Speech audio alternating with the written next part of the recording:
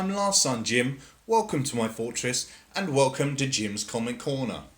Now, if my t-shirt wasn't enough of a giveaway, today I will be talking about a Superman graphic novel. I know, he keeps coming up in all of my videos, but he's my favourite. What am I going to do? I promise next time I will focus on a different character. I'm thinking I'm gonna do Hush because Batman and also Nightwing, and I love Nightwing, so I'm looking at that. But let's get going with this one. Today I will be reviewing Secret Origin by Geoff Johns and drawn by Gary Frank. Geoff Johns at this point is DC royalty. I mean, he's like head honcho, and he knows what DC's about. And the fact that he's now involved in all the films, I think it can only be a good thing. And Gary Frank's one of my favourite artists. The three top people for me, artist-wise, for Superman especially, has always been Alex Ross, Michael Turner, and Gary Frank. Michael Turner did, for me, the best sort of new style Superman. Gary Frank does the best style Superman. End of story. It's very reminiscent of Christopher Reeve, probably why I love it so much, but that can only be a good thing, right? Gary Frank's artwork is very comic book. Now, I know that's obvious. You're like, well, of course it's comic book, Jim. He's a comic book artist. But when we start going through the artwork, you'll see what I mean. When I open the pages of Gary Frank book, it feels like a comic, like a proper comic to me. Not saying that the others aren't proper comics, by all means they are, but I don't know, there's something very comforting and welcoming with Gary Frank's artwork, and that's why I love it. Now, this book is the origin story of Superman. It's not just a origin. For me, it's the origin story of Superman. It doesn't go back as far as Krypton blowing up and blah, blah, blah. Basically starts from when Superman's sort of 12, 13, sort of a young kid era. And that whole side of him learning some of his powers at the beginning, getting told by his parents, that he's an alien, him not having good times with that, and freaking out a bit, them showing him his ship, and he touches the ship and pictures of Lara and Jor-El come up and they start talking to him.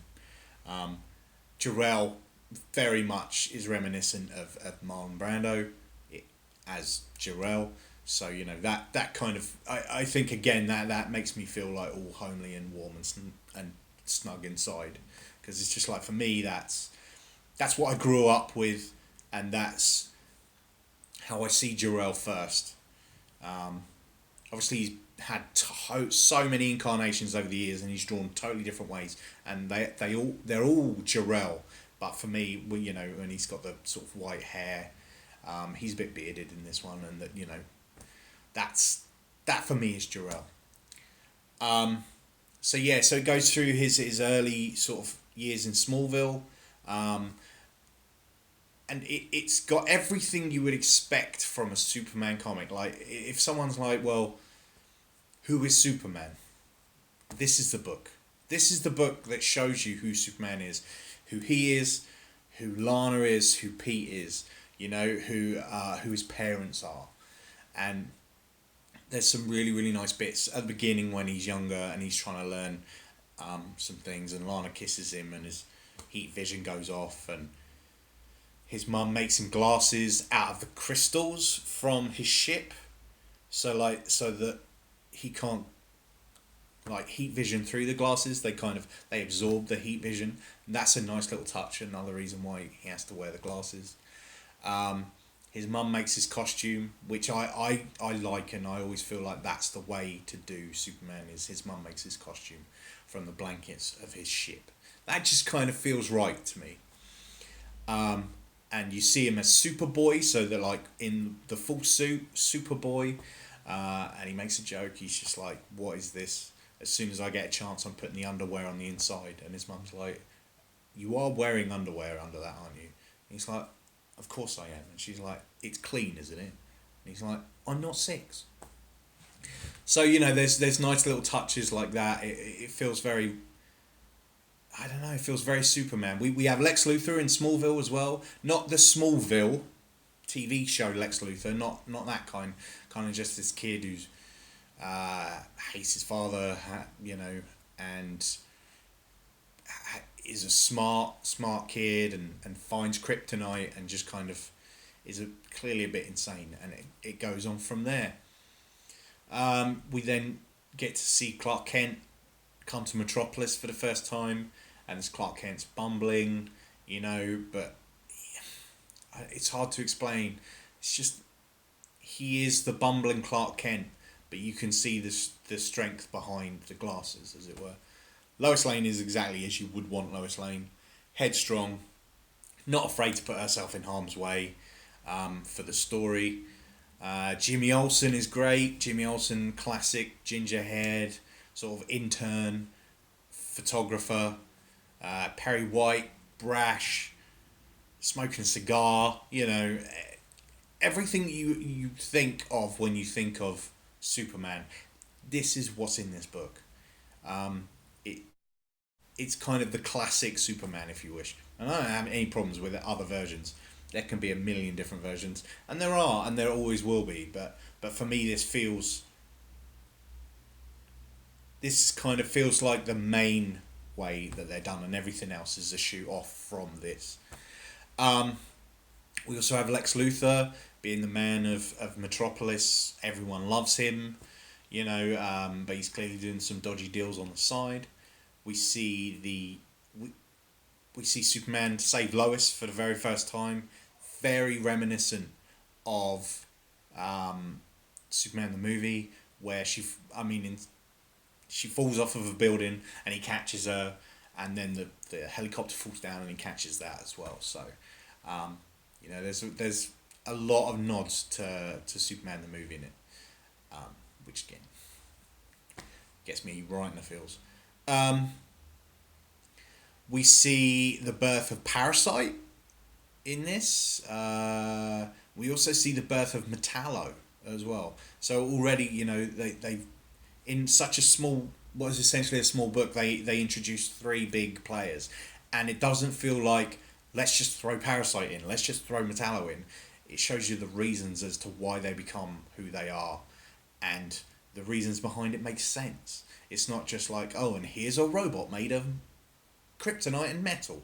No, there's reasons why he becomes the way he becomes, and it's really, really nicely done. Again, I don't want to just sit here and read the entire story to you, because I'd like it if you went out there and read it for yourself. If you've got the Eaglemoss collection, it was like I think 31, volume 31. So definitely check it out and have a read. And it's everything, for me, it's everything that Superman origin story should be. And if and when they reboot Superman in the movies again, because they will, they always do, and that's cool. Doesn't bother me. I've loved every incarnation for different reasons. And from the Chris Reeve to the Superboy TV show to Smallville to Man of Steel, conclusion on Supergirl, they're all slightly different, but they all feel like Superman in different ways. And I think that's a good thing. It's always nice to see different takes on the same character, because if we just had the same character over and over and over and over again, people would be bored of it by now. So, when everyone's out there going, oh, that's not my Superman, well, that might not be, so go and enjoy the one that you do like. Don't worry about it, it's fine. If it's not your thing, don't watch it, don't read it. I read them all because I love them all, and I love different takes on them all. That's just me. So I would say definitely check this out. And when, like I was just saying, when the Superman is rebooted in film form, they would do no disservice. Something else I forgot. When he's in Smallville, he meets the Legion of Superheroes. Only very, very briefly, and they take him to the future. And only very, very briefly, but it didn't feel shoehorned in. It felt like the Legion of Superheroes turned up to see Superman when he was young, And it's just really nice little touches that add to the expanding universe but still keeps it very focused on Clark and Superman and his story, which is really nicely done. But yeah, I think if they were ever to reboot Superman again, which they will do, this is the best story they could go with. If they just replicated this in film form, it would be, for me, perfect. Because it's bang on. It's a great Superman origin. And all I can say is have a read, check it out. Look how good Superman looks. I mean, even with the underwear on the outside, it works, and I love it for that. So yeah, check it out. Superman Secret Origin, Geoff Johns, Gary Frank. Have a look. For those of you that haven't watched it, that don't watch my unboxing videos and just watch this, I have added to my Superman tattoo. Let me see if I can show it to you. There you go. I used to just have this S in the middle, but that's all been updated, and then we've got Supes himself all the way around there with his cape. That Kryptonian says Last Son. And then if you look around here, we've got Daily Planet, and you've even got LexCorp in there and everything. So yeah, that's pretty sweet. There's no green in that, is there? No. So my arm might go all weird and see-through. So yeah, that's Jim's Comic Corner for this week. I'll get another one up when I have time. I'm not going to give you time frames anymore because I just ignore them. And I just do these when and if I have the chance. So until next time, take care of yourself and each other. And I will see you soon.